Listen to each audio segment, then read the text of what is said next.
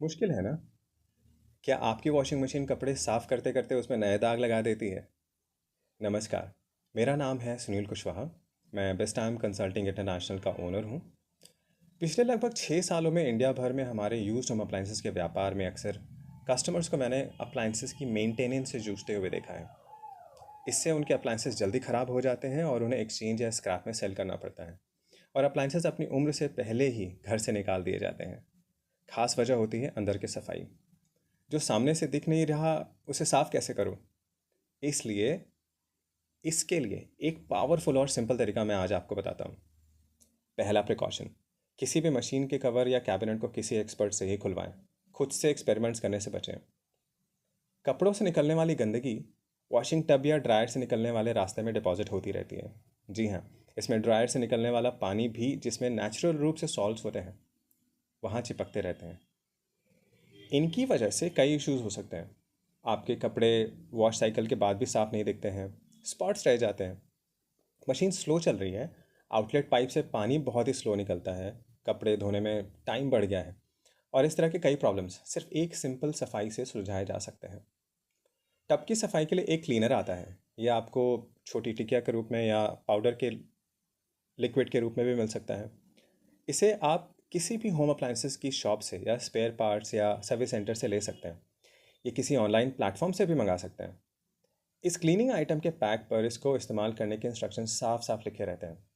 Cleaner लेने के बाद टब को पानी से पूरा ऊपर तक भरें और मात्रा अनुसार, जैसे आपने टिकिया लिया है तो एक दो टिकिया लेनी पड़ सकती है। ये स्क्वायर और राउंड दोनों में आते हैं। और अगर आपने पाउडर लिया है तो एक दो स्पून लेना पड़ सकता है। एक और अगर आप लिक्विड ले रहे हैं तो वो एक दो ढक्कन हो सकता है। अब उसके इंस्ट्रक्शन के अनुसार आपको 30 मिनट से लेकर के 2 घंटे तक उसे छोड़ना होगा। अब कैसे करना है? आपको टब को जो उसके सबसे ऊपर तक लेवल है उससे पानी से भर दें। उसके बाद मात्रा अनुसार टिकिया, पाउडर या फिर लिक्विड डाल दें। उसके बाद आप घोल दें उसको प्रॉपरली एंड देन उसको अपना काम करने के लिए छोड़ दें 30 मिनट से 2 घंटे तक, जैसा भी इंस्ट्रक्शन है। उसके बाद आप देखोगे कि उसके अंदर का जो पानी है वो गंदा होने लगा। इसका सीधा सा मतलब है कि उसके अंदर जो गंदगी चिपकी हुई थी ड्रम में दाएं बाएं, वो डिज़ोल्व होने लगी, उसके अंदर घुलने लगी है और वो अपना काम करना शुरू कर चुका है सफाई का।